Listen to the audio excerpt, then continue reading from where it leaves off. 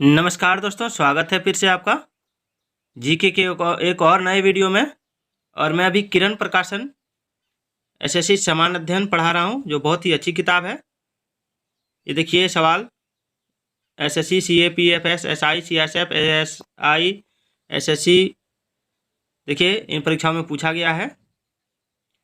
देखिए SSC CGL tyre 1 में ये सवाल पूछा गया था। तो चलिए स्टार्ट करते हैं वीडियो को और देखते हैं आज कितना सवाल होता है। तो सबसे पहला सवाल है, उपनिषद शब्द का शाब्दिक रूप से यह अर्थ होता है। तो उपनिषद शब्द का जो शाब्दिक रूप है उससे क्या अर्थ होता है? तो इसका आंसर हो जाएगा आपका ऑप्शन 3, पास बैठना। उपनिषद मतलब होता है पास बैठना, समीप बैठना, अर्थात ब्रह्मा विद्या को प्राप्त करने के लिए गुरु के समीप बैठना है। चलिए नेक्स्ट देखते हैं। नेक्स्ट क्या है? नेक्स्ट है, आर्यन जनजाति की प्राचीनतम बस्ती कहाँ है? आर्यन जनजाति की प्राचीनतम बस्ती कहाँ है? तो इसका आंसर क्या होगा? तो इसका आंसर हो जाएगा आपका ऑप्शन 3, सप्त सिंधु। कहाँ है? सप्त सिंधु। और वह क्षेत्र जहाँ लगभग 1500 ईसा पूर्व आर्यों ने अपने निवास स्थल के रूप में अपनाया, वो सप्त सिंधु का क्षेत्र कहलाया। यानी वहाँ 7 नदियों का क्षेत्र कहलाया वो। इस क्षेत्र को ब्रह्मावर्त भी कहा जाता है। और बाद में आर्य उत्तर वैदिक काल यानी 1000 ईस्वी से पूर्व से लेके 600 ईस्वी पूर्व के दौरान सिंधु गंगा के मैदानी क्षेत्रों की ओर निवास के लिए अग्रसर हुए और इस क्षेत्र को आर्यावर्त के नाम से जाना जाता है। याद रखिएगा, ये एसएससी सीजीएल टायर 1 में पूछा गया सवाल है। तो चलिए देखते हैं नेक्स्ट सवाल क्या है। नेक्स्ट सवाल है, सिंधु अर्थव्यवस्था की ताकत थी। क्या ताकत थी? सिंधु अर्थव्यवस्था की ताकत क्या थी? तो इसमें आंसर क्या हो जाएगा? तो इसमें आंसर हो जाएगा आपका ऑप्शन 1, कृषि। उस समय सिंधु अर्थव्यवस्था की ताकत कृषि थी। चलिए नेक्स्ट सवाल देखते हैं। ये सवाल CHSL और DEO और LDC के एग्जाम में पूछा गया है 16/11/2014 में। महाभारत का प्रारंभिक नाम क्या था? तो महाभारत का प्रारंभिक नाम क्या था आपको बताना है। तो महाभारत का प्रारंभिक नाम था जय संहिता। जय संहिता यह जो नाम है यह वेद व्यास द्वारा रखा गया था। और आरंभ में इसमें केवल 8800 श्लोक थे और गणेश द्वारा लिखित श्लोकों का मूल नाम जय था। और बाद में कई कहानियों को जोड़कर पुस्तक की श्लोकों की कुल संख्या 1 लाख हो गई, जिन्हें पूरा करने में कई शताब्दियों बीत गई और अंत में पुस्तक का नाम महाभारत रखा गया। चलिए देखते हैं। ये स्टेनोग्राफर ग्रेड C एवं D में पूछा गया प्रश्न है। सिंधु घाटी सभ्यता में कालीबंगा निम्नलिखित में से किसके लिए प्रसिद्ध है? तो इसका आंसर क्या हो जाएगा? इसका आंसर हो जाएगा ऑप्शन 4। ऑप्शन 4, मिट्टी के पात्र के लिए। यानी कालीबंगा सिंधु घाटी सभ्यता के प्रमुख स्थलों में से एक है।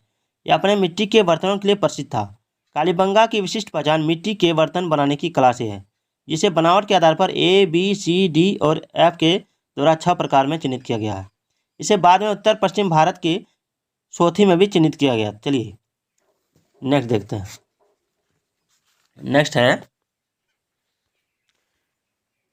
नेक्स्ट है कि जिस मनीषी यानी पंडित ने दक्षिण भारत का आर्यीकरण किया वे कौन थे? तो इसका आंसर है आपका ऑप्शन 3, यानी अगस्त ऋषि थे। अगस्त मुनि को परंपरागत भारतीय चिकित्सा शास्त्र का जनक माना जाता है। वे दक्षिण भारत के आर्यों से भी संबंधित थे। याद रखिएगा, दक्षिण भारत के यादवों को प्रथम आर्य कहा जाता है। अगस्त मुनि ने सर्वप्रथम तमिल भाषा में व्याकरण की रचना की थी, जिसे अगथियम के नाम से जाना जाता है। चलिए ये सवाल आया था आपका, आप देख सकते हैं स्क्रीन पर। SSC CAPFS Delhi police SI परीक्षा CISF और ASI। चलिए प्राचीनतम भारतीय सभ्यता का नाम बताइए। प्राचीनतम भारतीय सभ्यता का नाम आपको बताना है। तो आंसर क्या हो जाएगा? सिंधु घाटी सभ्यता सबसे प्राचीन भारतीय सभ्यता है। भारतीय उपमहाद्वीप में फली फूली सिंधु घाटी सभ्यता विश्व की सबसे प्राचीनतम सभ्यताओं में से एक थी। सामान्यतः 3000 ईसा पूर्व से 1800 ईसा पूर्व के मध्य विकसित यह विश्व की सबसे प्राचीन 3 सभ्यताओं में से एक थी। 3 सभ्यता कौन कौन थी? तो मिस्र, मेसोपोटामिया और सिंधु घाटी सभ्यता में से सिंधु घाटी सभ्यता सबसे प्राचीन थी। यह कांस्य युगीन सभ्यता थी। चलिए नेक्स्ट सवाल देखते हैं। नेक्स्ट सवाल है, निम्नलिखित में से किस हड़प्पा कालीन स्थल से, एक मिनट यहाँ पर नहीं होगा, आ जाएंगे सवाल नंबर 25। चलिए सवाल नंबर 25 है, सिंधु घाटी का कौन सा एक स्थल पाकिस्तान में है? सिंधु घाटी का कौन सा एक स्थल पाकिस्तान में है? तो आंसर क्या होगा? आंसर हो जाएगा हड़प्पा। हड़प्पा जो है वो पाकिस्तान में है। हड़प्पा एक पुरातात्विक स्थल है जो अभी वर्तमान में पंजाब और पाकिस्तान में है। रावी नदी के पूर्व बहाव के निकट स्थित एक आधुनिक गांव के नाम पर इस स्थल का नाम रखा गया है। हड़प्पा जो है वो कांस्य युगीन किलेबंद शहर का अवशेष है जो सिंध और पंजाब के मध्य में केंद्रित सिंधु घाटी सभ्यता और सेमेट्री एच संस्कृति का एक महत्वपूर्ण भाग था। याद रखिएगा। चलिए ये सवाल आया था एसएससी सीजीएल टायर 1 पुनर्परीक्षा 30/8/2015 में। चलिए नेक्स्ट सवाल देखते हैं। नेक्स्ट सवाल है, विषम शब्द ज्ञात कीजिए। यानी विषम शब्द आपको बताना है। इसमें दिया है सामवेद, यजुर्वेद, विष्णु पुराण, ऋग्वेद। देखिए इसमें 3 वेद हैं और एक पुराण है, तो इसमें हो जाएगा ऑप्शन 3, क्योंकि वेद 4 हैं, ऋग्वेद, यजुर्वेद, सामवेद और अथर्ववेद। और यह जो विकल्प दिया गया है इसमें 3 वेद है और इसमें पुराण जो है इसमें विष्णु पुराण एक है, तो ये क्या हो गया? ये विषम हो गया। याद रखिएगा। और 18 महापुराण है। याद रखिएगा 18 महापुराण है। ये सवाल आया था एसएससी CHSL LDC DEO और PASA में। चलिए नेक्स्ट सवाल देखते हैं। सिंधु घाटी की सभ्यता के लोग किसकी पूजा करते थे? सिंधु घाटी की सभ्यता के लोग किसकी पूजा करते थे? तो इसका आंसर हो जाएगा पशुपति। मोहनजोदड़ो में पशुपति मुहर की खोज के आधार पर इतिहासकारों और पुरातत्वविदों का मानना है कि सिंधु घाटी के लोग भगवान शिव की उपासना करते थे और शिव चौपाया के स्वामी यानी पशुपति के। पशुपति मुहर दाईं और गेंडे और भैंसे तथा बाईं के और हाथी के बाघ से घिरे योग मुद्रा में बैठे 3 मुख वाले पुरुष देवता का वर्णन करती है। चलिए नेक्स्ट देखते हैं। ये एसएससी सीजीएल में पूछा गया सवाल है। उपनिषद क्या है? सवाल है उपनिषद क्या है?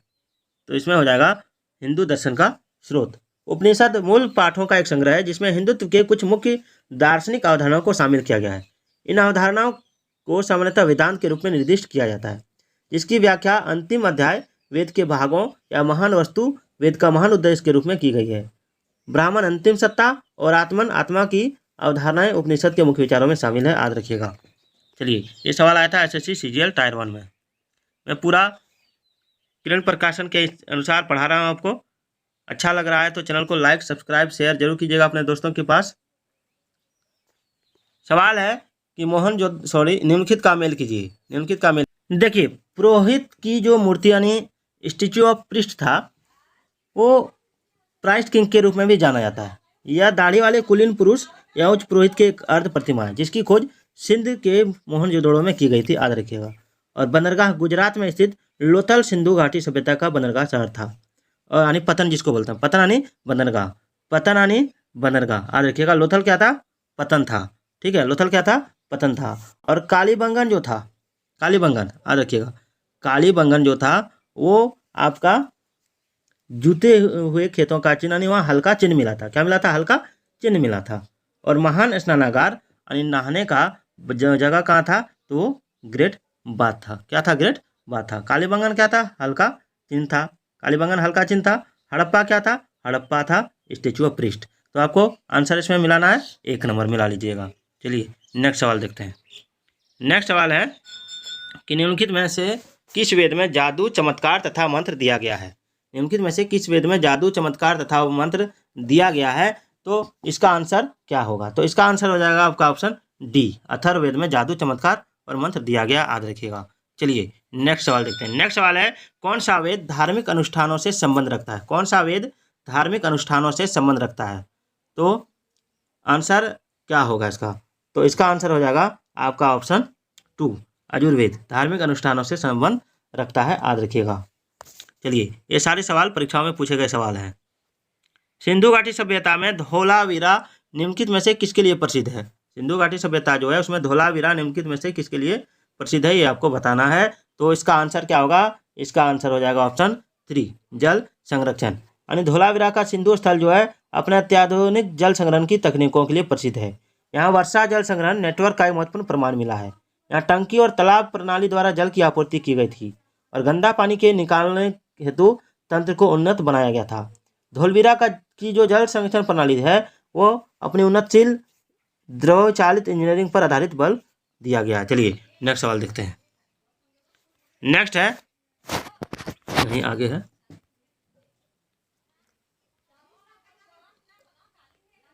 गौतम बुद्ध ने निर्वाण कहाँ लिया था? तो इसका आंसर क्या होगा? इसका आंसर हो जाएगा कुशीनगर, कुशीनगर। चलिए, सारे सवाल पूछे गए सवाल हैं, देखिएगा। ऋग्वेद में सबसे प्रमुख देवता कौन है? ऋग्वेद में सबसे प्रमुख देवता इंद्र को माना गया। किसको माना गया? इंद्र को, याद रखिएगा। उसके बाद है, वैदिक काल में 8 प्रकार के विवाह प्रचलित थे, इनमें से कौन प्रेम विवाह था? इनमें से कौन प्रेम विवाह था, ये आपको बताना है। तो इनमें गंधर्व विवाह जो था वो प्रेम विवाह था, याद रखिएगा। ये एसएससी स्टेनोग्राफर ग्रेड CND में पूछा गया है। मोहनजोदड़ो और हड़प्पा सभ्यता के अवशेष संकेत देते हैं, किसके संकेत देते हैं? तो ये शानदार और योजनागत अच्छी तरह से बनाई गई डैश थी। तो क्या हो जाएगा? इसका आंसर हो जाएगा आपका ऑप्शन 3, व्यापारिक नगरों का। चलिए नेक्स्ट सवाल देखते हैं। नेक्स्ट सवाल है, निम्नलिखित में से कौन सा वेद वेदनयनी का भाग नहीं है? तो इसमें आंसर क्या हो जाएगा? तो इसमें आंसर हो जाएगा आपका ऑप्शन 4, अथर्ववेद। चलिए नेक्स्ट सवाल देखते हैं। नेक्स्ट सवाल है, किस नदी के निकट ऋग्वेद सभ्यताएं सबसे अधिक स्थित थी? तो आपका ऑप्शन दिया हुआ है, बताइए। यानी किस नदी के निकट ऋग्वेद सभ्यताएं सबसे अधिक स्थित थी? तो आंसर हो जाएगा ऑप्शन 2, सरस्वती। थोड़ा सा जान लीजिए, सरस्वती जो है हिंदू धार्मिक परंपरा में एक पवित्र नदी और बुद्धि और कला की देवी के रूप में प्रकट होती है, याद रखिएगा। और संस्कृत में सबसे पहले ज्ञात स्रोत जो है, यानी ऋग्वेद नामक धार्मिक ऋचाओं का संग्रह सरस्वती नाम का एक नदी का उल्लेख इसमें करता है। चलिए नेक्स्ट सवाल देखते हैं। हड़प्पाई स्थल मांडा किस नदी के किनारे स्थित था? तो मांडा किस नदी के किनारे स्थित था? तो इसका आंसर हो जाएगा चेनाब नदी के किनारे। मांडा पीर पंजाल रेंज की तलहटी में चिनाब नदी के दाहिने किनारे पर स्थित है, याद रखिएगा। और यह सिंधु घाटी सभ्यता से संबंधित सबसे उत्तरी क्षेत्र में माना जाता है। चलिए नेक्स्ट सवाल देखते हैं। ऋग्वेद का कौन सा मंडल पूर्णतः सोम को समर्पित है? ऋग्वेद का कौन सा मंडल पूर्णतः सोम को समर्पित है? तो इसका आंसर हो जाएगा आपका 9वां मंडल। ये एसएससी जेईई सिविल एग्जाम में पूछा गया सवाल है। ऋग्वेद सनातन धर्म का सबसे आरंभिक स्रोत है, याद रखिएगा। और इसमें 1028 सूक्त हैं, इनमें देवताओं की स्तुति की गई है और इसमें देवताओं को आगे में आह्वान करने के लिए मंत्र है। यही सर्वप्रथम वेद ऋग्वेद है, याद रखिएगा। तो चलिए, आज का ये जीके वीडियो आपको कैसा लगा? अगर अच्छा लगा तो कल मैं फिर इसी तरह का एक और वीडियो के साथ मिलूंगा। तब तक के लिए जय हिंद, जय भारत।